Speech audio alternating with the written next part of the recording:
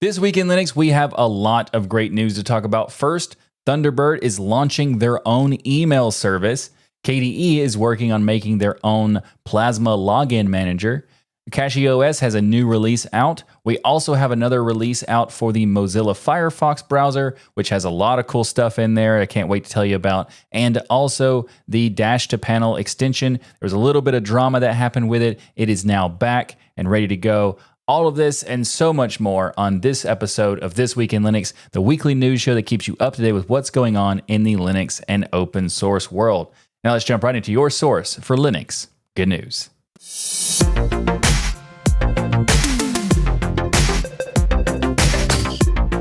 This episode of Twill is sponsored by Sandfly Security. More on them later. There's some really exciting news for Thunderbird this week. Thunderbird just announced that they're working on some new services, and it's something that I have been saying they should do for years, and that is Thunderbird is going to be launching their very own email service. That's right, Thundermail is coming. So Thundermail is a fully open source email service tailored for Thunderbird users, and it will include a web-based interface at some point. They were also working on making sure there's going to be a feature parity, but in the beginning, it's not going to have that kind of experience, especially in the beta phase.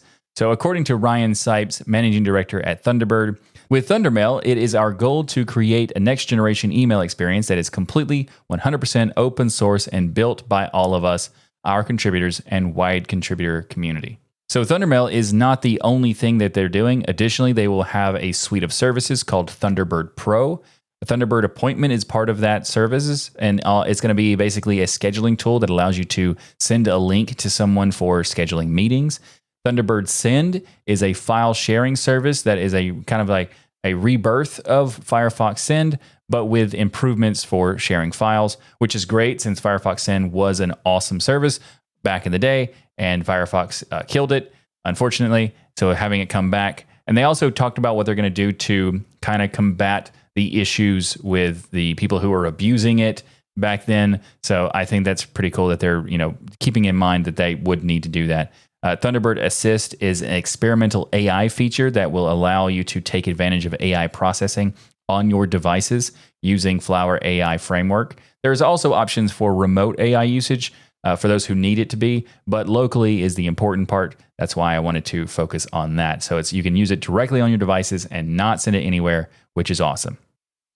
These services will initially be free for active community contributors with a paid subscription model for other users, and then the plan is to eventually introduce free tiers with usage limitations once the service becomes sustainable. So this is still early days in the plans. It's not going to be available right now, but you can sign up for the beta if you are interested in helping test out the new service. I got in touch with Ryan Sipes of Thunderbird and asked him a few questions. He was kind enough to answer those. One of them I asked was about the appointment service, whether or not there will be a calendar service, and will it require third-party calendar if it doesn't have that. So it turns out that Thundermail is not just an email service. It's also going to include contacts and a calendar system. So you'll be able to use Thundermail in conjunction with Thunderbird Appointment. Plus, Thundermail will likely be an encrypted mail service on day one using open standards, have encryption both at rest and in transit. Thunderbird Appointment will be like an open source Calendly service. If you've never heard of Calendly, it's kind of like you give a link, you create like a booking system, and then you say, this is my availability, and you can give a link to someone who can basically sign up for a meeting with you at a particular time and day. It's a pretty cool idea, and having it built into Thunderbird service would be awesome. But I love the fact that it's more like the open source approach, which makes it even better. But it won't require Thundermail to be used. If you want to use it with a third-party calendar, you totally can, which I think is fantastic. So I'm a big fan of all of these ideas. I think Thunderbird making this service is an awesome idea that they should have done 10 years ago. They also agree. Ryan in the announcement said that it would have been better to do it 10 years ago, but I think it's great that they're actually going to be doing it now. It's something that we have talked about on this channel and also on the Destination Linux podcast about, how Mozilla can fix things and how they can get more revenue and, build out the platform and everything much better. And one of those things is to build a service that is like this. So I am really happy to see that. Now, it's also important to note that Mozilla is technically connected to Thunderbird, but also Thunderbird is independent. So for those who don't know, back in 2015, they kind of decoupled Firefox and Thunderbird from each other. So Thunderbird is its own separate organization. It is also a subsidiary under the Mozilla Foundation, but that's more of like the legal aspects. So Mozilla helps with those kinds of things, like the trademark and all that sort of stuff. And Thunderbird is outside of those things. Thunderbird is its own independent thing. So this is not necessarily Mozilla doing this. This is the Thunderbird team doing this, which I think is great. But also, I hope this works out well to prove to Mozilla that they should be doing these kinds of things themselves, because Firefox could use some of this stuff. KDE devs are building a brand new Plasma login manager, which is basically a stripped down and re-architected version of SDDM. And they're planning to fix everything from keyboard layout switching to remote desktop logins. It's not official yet, but it's already in the works, and they aim to match GDM's polish without the chaos of QML spaghetti. For those who aren't familiar with what I'm talking about, well, Plasma's login experience has always worked, but that's about it. It's fine for basic setups, but once you throw in multiple monitors, high DPI, or remote login over Wi-Fi, it starts to show some cracks. KDE dropped their old KDE or KDM login manager in favor of SDDM during Plasma 5 days, thinking its shiny QML interface would offer flexibility. Instead, it kind of became a mess. So SDDM can only show a single window. It lacks deep integration with KDE's own systems and has to reinvent things like brightness and network controls from scratch. Even worse, the theme system led to constant regressions and broken accessibility, and also Reddit full of buggy login screens. On the other hand, GNOME's GDM thrives by quietly running half of GNOME in the background. So now a couple of KDE devs are taking matters into their own hands, building a brand new Plasma login manager using the same startup mechanism as the desktop itself. So it's modular, tightly integrated, and designed to finally support everything from screen readers to Bluetooth pairing. But don't expect it in your distro just yet. It's a very early stage of development, but I think this is a great sign that they are working on this. So the current problem with the login manager is that Plasma's login experience is kind of bare bones. It struggles with edge cases. So KDE retired their own KDM in favor of SDDM back in the Plasma 5 days, but it lacks tight Plasma integration. SDDM duplicates KDE features like power, network, volume, and brightness management without full compatibility. And the architectural limitations of SDDM shows a single QML window, which limits deep feature integration. So theme system flaws that also exist with QML themes mix UI with logic and leading to inconsistent behavior and some other stuff. And also SDDM's goal of a desktop agnostic support sounds great, but in hindsight kind of backfires in this, especially with things like keyboard layout settings and Wayland. So what does KDE want? Well, they want a login manager that has the ability to do good support for multi-monitor, high DPI, HDR, keyboard layout switching, virtual keyboards, brightness and volume control, power management, screen reader support, which I think is a huge thing, trusted Bluetooth pairing, also remote desktop support from startup, a lot of cool things. And once those all happen, I think this would be fantastic for the KDE desktop environment. And also just overall, especially with that screen reader support, some people, like, there's a little bit of screen reader support, but it's hit or miss, and it's pretty important for accessibility. So the new plan is that KDE devs David Amundsen and Oliver Beard are building this new multi-process greeter based on a stripped-down SDDM backend with a new Plasma-friendly architecture. And login front end uses the same startup mechanism as the Plasma desktop session itself. So there's going to be no more arbitrary QML. Design aligns with Plasma's existing screen locker. Plasma wallpapers, Plasma themes, and color schemes will be customizable via existing Plasma settings, which will be great because the SDDM style requires you to do a lot of extra stuff, like even rebuilding logic, whereas this will be able to not have to do any of that stuff with the new one, which would be fantastic. And also syncing settings will be easy, just as copying files. I think this is great news for KDE Plasma fans because it will solve a lot of little nagging issues in terms of the setup. But let me know what you think in the comments below. And if you'd like to learn more, you'll find links in the show notes. CachyOS is back in the news this week with the second release of the year.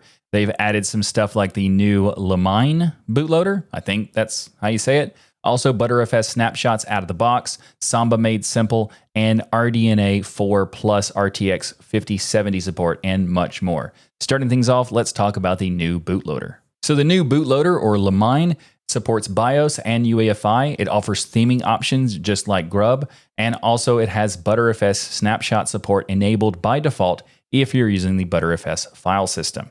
They've also done some improvements for Wine. They've introduced custom Wine package using WoW64 to remove lib32 dependencies. And by WoW64 does not mean World of Warcraft, but anyway, Wine and Wine staging now default to NT Sync, improving performance in Wine applications.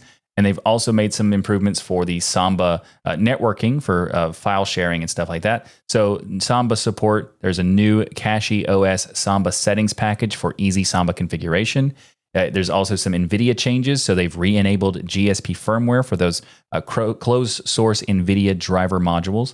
And kernel and driver updates have been made. So it's based on Linux 6.14 with their own customizations, of course. And also they've added support for ASUS Armory drivers. So this is used for ROG Ally and similar devices. They've also added hardware support for RDNA 4, RTX 5070 Ti, and 5070 GPUs. They've reverted NTFS 3 as a default driver due to reported issues. So it now respects user defaults. And also they have enhancements for Secure Boot, where they improved the SBCTL or SB control batch sign script to sign only required files. They've also done some fixes and improvements to the system and that sort of stuff, bug fixes and whatever. And also they've done performance improvements and many other things. They've also updated the desktop environment packages. So you get KDE Plasma 6.3.3, GNOME 48, and also, of course, the underlying core stuff has been updated, like I already talked about with the Linux kernel, but they've also updated Mesa to 25.0.2. Now, for those who are Intel CPU users, you should take into consideration, you need to check the release notes because there will be some manual changes that you need to do for compatibility going forward. Now, if you'd like to learn more about CachyOS and the latest release, you can check out the links in the show notes. As Linux users, we know what's up. Security is non-negotiable, but with threats getting smarter, your security tools need to keep pace without dragging your system down. Traditional agents, they slow you down and leave blind spots. It's time for a smarter approach. That's why This Week in Linux is proud to be sponsored by Sandfly Security, the revolutionary agentless platform designed for Linux. Sandfly doesn't just detect and respond, it revolutionizes security with SSH key tracking, password auditing, drift detection, and more, covering threats from every angle. Whether your systems are in the cloud, on-premises, or in embedded devices, Sandfly ensures they're all secure without the headaches of agent-based solutions. Listen to what Ken Kleiner has to say, the senior security engineer at the University of Massachusetts. He says, Sandfly is the first product I've seen that accurately and quickly detects thousands of signs of compromise on the Linux platform. Its unique method automates tasks which would manually be impossible. Automation is key with detection, and Sandfly completely fits this and other requirements. If your organization is using Linux, this should be part of your cybersecurity toolset. So experience security that's not just effective, but gives you peace of mind. No agents, no downtime, just cutting-edge protection. Dive into the future of Linux security with thisweekinlinux.com/Sandfly. That's thisweekinlinux.com/SANDFLY. And see how Sandfly can transform your security strategy. And if you're also fascinated by cybersecurity as much as I am, go check out the interview we had with the CEO of Sandfly on Destination Linux. He has an awesome story about how he got into Linux, how he got into security, and so much cool stuff we talked about. Go check it out, destinationlinux.net/409 for that interview. And of course, if you want to check out Sandfly, thisweekinlinux.com/Sandfly. Mozilla just leveled up Firefox in Firefox 137. We get the return of tab groups to tame the chaos. We get the address bar getting an upgrade, and also Linux users, we're getting buttery smooth HEVC playback. Oh, and now we can sign PDFs directly in Firefox. It seems that Mozilla is finally listening to their users when it comes to features, and I'm all for that. So let's talk about tab groups. Tab groups is a feature that was added in this release of 137, and it organizes tabs by dragging one onto another to create these groups. And these groups are nameable, color-coded, collapsible, and persistent, so you can save it across sessions. So if you close your Firefox browser, you can bring it back up and still have those groups. Very cool. Now, longtime Firefox users would know that back in the day, Firefox used to have tab groups. In fact, I think they were the first to do it. And inexplicably, one day they decided to remove the feature for terrible reasons of claiming it wasn't used, even though they put zero effort into telling anyone about it to be used. This happened all the way back in 2015 with Firefox 45. A few announcements ago, Mozilla said something along the lines that they were going back to their roots. And we questioned on my Destination Linux podcast what exactly that meant. But it does seem accurate, as they're adding back features that made the browser cool a decade ago when they removed them for no apparent reason. So hopefully this time they will keep them instead of getting rid of them later. Also, the address bar has been revamped. So they have a unified search button, easily switch between search engines and modes.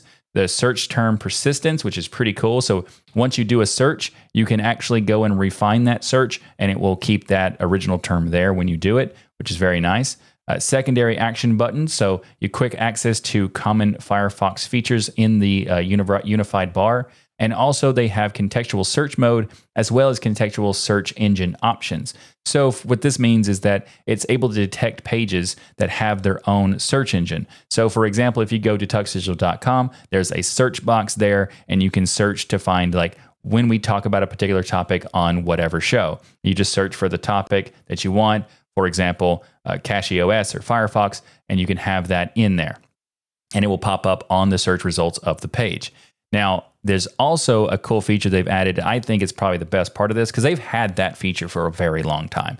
You could always use these built-in search on websites for a while, but they're making it possible now that if you use it multiple times, it will prompt you and say, hey, would you like to add it for longer, add it to your web browser. And I think that's pretty cool. They've also made it more intuitive for the search keywords. So they've made it where you have the at bookmarks, at tabs, at history, and you can search specifically for things inside of your bookmarks or inside of your existing tabs and your history and all that sort of stuff. Very cool. That you actually already could do that, but the way to do it was a bit arbitrary and not very intuitive. So now you can just do at bookmarks. I hope this is autocomplete, so I can just do at BO and then hit tab and autocomplete bookmarks. Hopefully they have that. I was not able to test it because they're doing this progressive rollout thing, and apparently I am not in that rollout yet. So I do have 137, but not those features, which is interesting.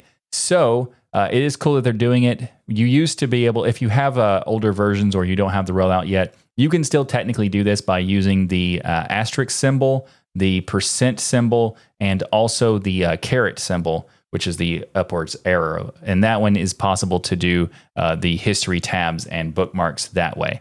So you can still do it. This is just a lot simpler to do. So I think that's a good change. They've also made it possible to do a calculations inside of the address bar. So you can type in an equation and get the result quickly. And then you can also just click to copy it to your clipboard. They've also made some PDF improvements. All the links and PDFs are now automatically converted into clickable hyperlinks. And you can now sign PDFs directly inside of Firefox. In fact, you can even save your signatures to use it again and again for various different PDFs, which I think is very good. It does simplify the process of being able to load the PDF is good, but you also need to sign them because most of the time PDFs are going to be documents that you need to sign. So I think it's really good that they've added that. They've also added HEVC support. HEVC, that's right. Support for Linux. Native playback of H2.65 and also, it's H.265.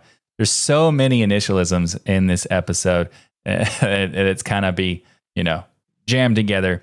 So, native playback of H.265/HEVC videos with hardware acceleration support and with AMD, Intel, NVIDIA via VA API. They've also done some updates for developers. So the fonts panel in Inspector has been massively improved. There's a new ability to show the font metadata, also, which means the version, the designer, the vendor, the license, all that sort of stuff.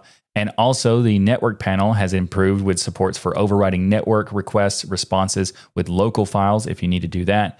And of course, this release includes various security fixes. In addition to Firefox 137, I also want to talk about stuff that's coming up with Firefox because there's some exciting stuff coming. And that is they are finally adding back support for progressive web apps and a new profile management system.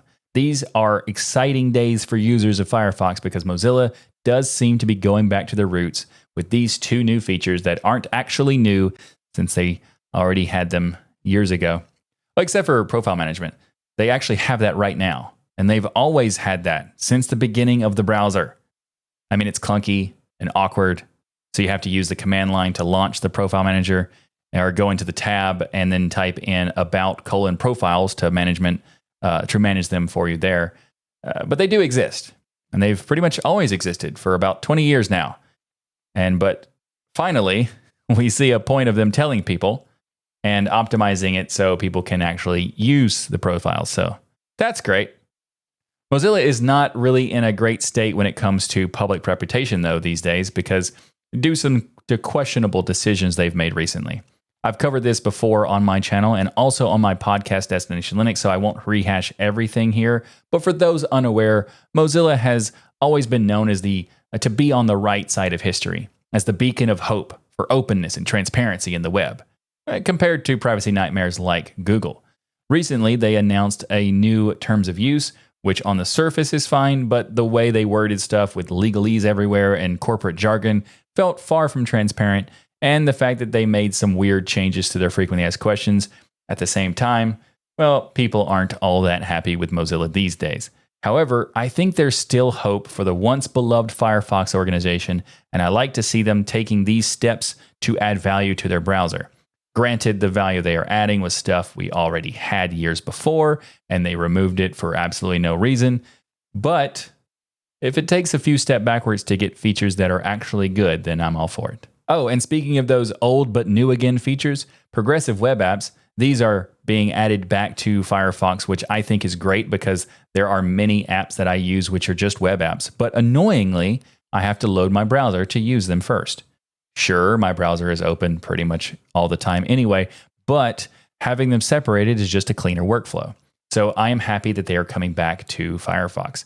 Mozilla is still not fully listening though, because they said in regards to the PWAs that the aim is to offer features that help you get more app-like experience for any website you choose when you choose, but without users feeling like they're not using Firefox, which in theory sounds good, but also means that it will not focus on supporting all of the PWA specs.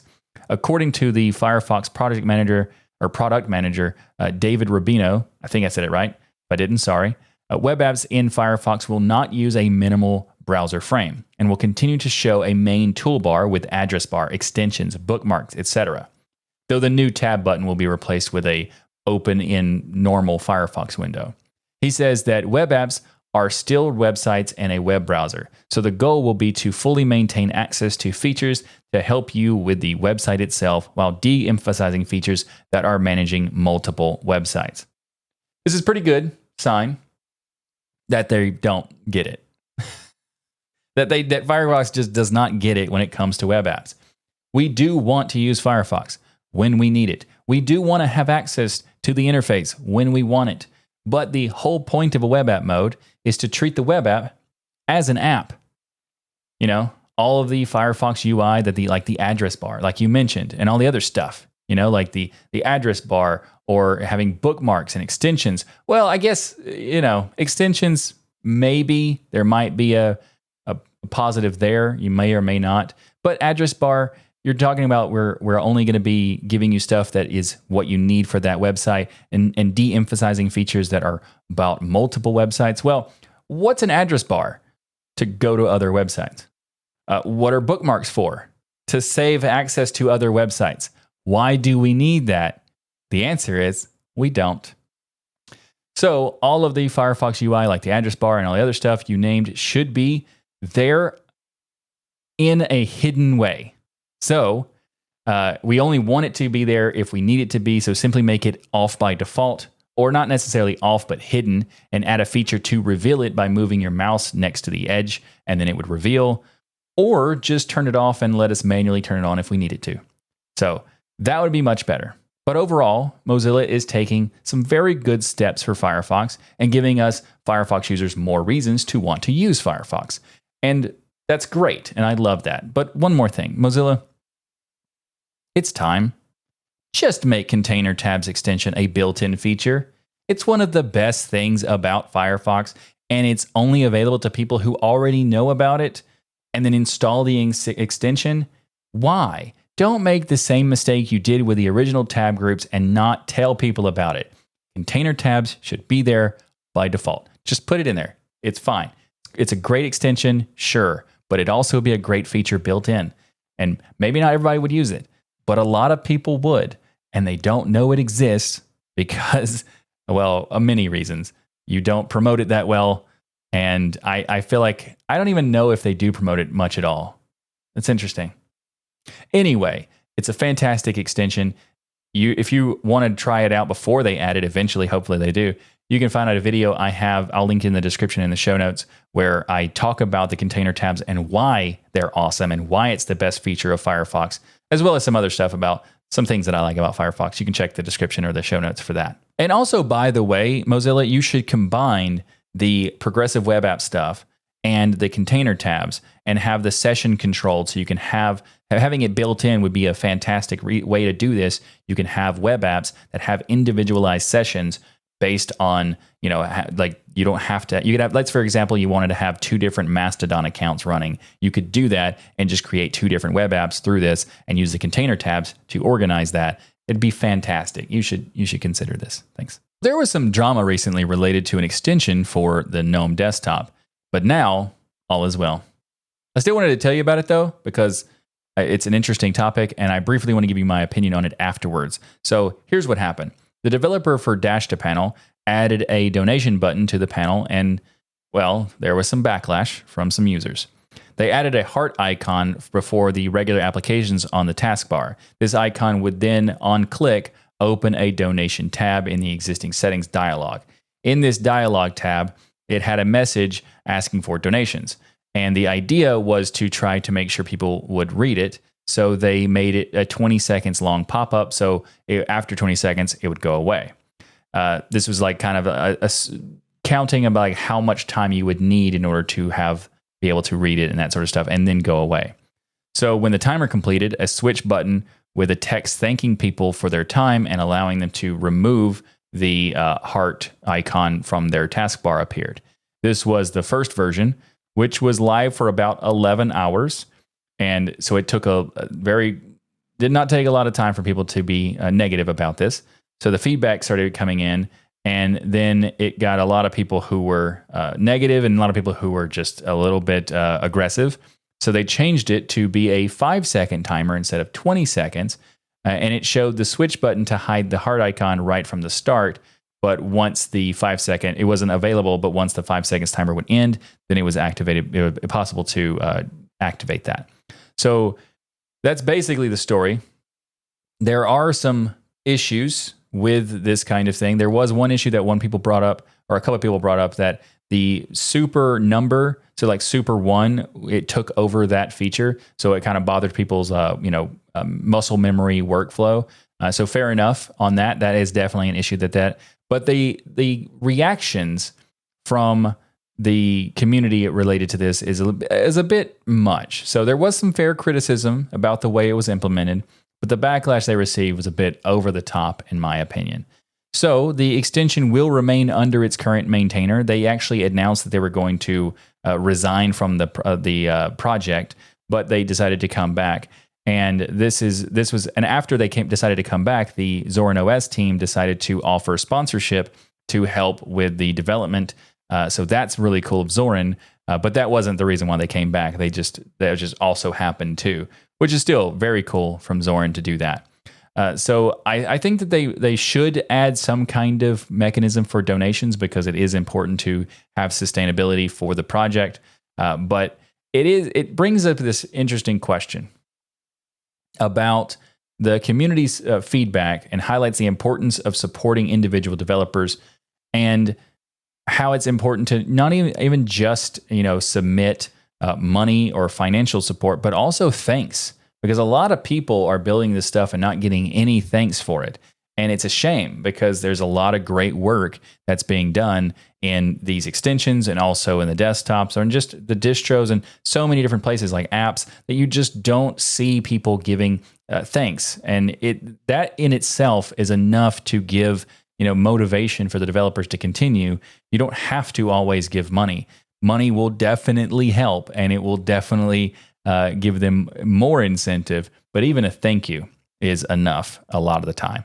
So keep that in mind. If there's a project that you use and you have a huge benefit from, and you haven't thanked the people for making it, take a little bit of time, go find their email or their forum, their Discord or whatever, and let them know you appreciate their work, because that will go a long way for a lot of the developers. But another thing I wanted to talk about is the donation aspect, the financial support. I've seen some people say they refuse to ever donate to these projects because it's open source, and that's a shame, because I feel like that kind of attitude is negative towards the community in terms of the platform of its growth.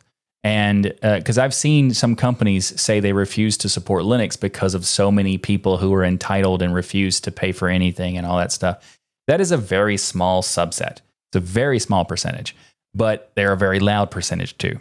So hopefully we can, as the larger collective who are okay with doing that and would want to show appreciation for the people who are working on the things that make us be able to use this platform as well as it is, hopefully that we as a collective of that could make their voices much, much quieter. If you have ever looked into the way that a typical Linux file system is set up, you might have thought to yourself, what's with all these folders? We've got user, opt, etc., and etc. Well, if so, let's talk about GoboLinux. And this week, they also have dropped a brand new release after a 5-year intermission. GoboLinux is an experimental Linux distribution that redefines the entire file system hierarchy. Instead of having parts of a program thrown into user bin, there are other parts in etc, and yet more parts in user share something or another. Each program gets a separate directory tree, keeping them all neatly separated and allowing you to see everything that's installed quickly and which files belong to which programs in a simple way. For a quick history lesson, back in the early 2000s, 2 students at a university in Brazil, Hisham and Andre, ran into a problem. They wanted to install Linux software in a shared environment without root access, and they had an idea. What if we just threw out the old file system and built one that worked that way? So GoboLinux was born, a Linux distro where each program lives in its own folder, like /program/Firefox/137. with its own lib, bin, and other directories. If you need 2 versions of the same app, well, GoboLinux can handle that. Of course, the universal formats can now help with that these days, but GoboLinux was way ahead on that one. So here's what's new with this latest release. This is a bug fix update. It tackles some critical issues, but it's not a huge update. So what the things they fixed is Union FS Fuge was added to patch up issues with sandboxing in the live environment. They fixed the loopback network interface not coming up on boot, which is a big one. No more wondering why your VM is not having internet, so that's good. Plus, they patched up some nasty little things, expired SSL certificates, wrong SQLite versioning, missing symlinks, and that sort of stuff. And a lot of packages, including vital components, have been upgraded. So it's been a while, so there's some giant version bumps. The kernel has been bumped from 5.6 to 6.12, as well as all the base tools. And also GCC went from 9.2 to 14.2. Firefox went from 76 to 136. Grub, Dracut, E2FS progs, all of those have been updated. And also Freshen is back and is now written in Python 3. For those who don't know, Freshen is like their way of checking to see for updates of recipes and packages to be updated. But maybe the most impactful change, there's a passing of the torch with this release. After 25 years, Hisham, the founder and steward of GoboLinux, has decided to step down. The project now continues with Philip Pock, or Nucleon, and the username, at the helm. So now to be clear, this isn't a beginner distro. GoboLinux expects you to get your hands dirty. You'll be compiling from source, configuring your system manually, and solving a lot of problems as they come yourself. But if you're the kind of user who likes that sort of stuff and likes an interesting way of doing things, then GoboLinux might be something for you to check out. And if you are that type of user, you'll find links to the latest version in the show notes. So let's talk about XZ. Last year, there was a backdoor. There's a big fiasco that happened, and well, we're going to talk about XZ again. This time it's good though. XZ Utils 5.8 is here, and it's the first major release of XZ since the infamous backdoor fiasco last year. The release improves decompression speeds up to 15% faster for muscle libc users, with significant improvements for both 64-bit PowerPC and RISC-V processors, new low-level APIs, support for CRC32 on long arc, and a useful no-sync option for the XZ tool, among many other highlights. It's a big step forward since last year's security issue, so let's check out what's new. First, a quick thank you to the developer Lassie Collin. I'm not sure how to say your name, sorry about that. You create a very important tool for Linux, and it's a pretty thankless job to build backend related stuff, so thanks for this. So now let's talk about the key highlights. So XUtils 5.8 has some performance boost. Decompression is up to 5% faster on x86, x86-64 systems built with GCC, gains up to 15% on systems using muscle libc with highly compressed files. SSE2 intrinsics replace mem copy in the LZMA2 decoder for faster performance. Improved encoder speed for 64-bit PowerPC and RISC-V processors. New features and API updates include the low-level APIs for RISC-V, ARM64, and x86 BCJ filters. Add supports for CRC32 instructions on long arc for faster checksums. New no-sync option lets users disable sync before delete behavior. And they've also adds fsync output and directory sync before deleting input files, as well as some security improvements. So messages now replace non-printable characters with question marks. This avoids terminal escape sequence attacks with malicious file names. This behavior also applies to XZ robot list as well.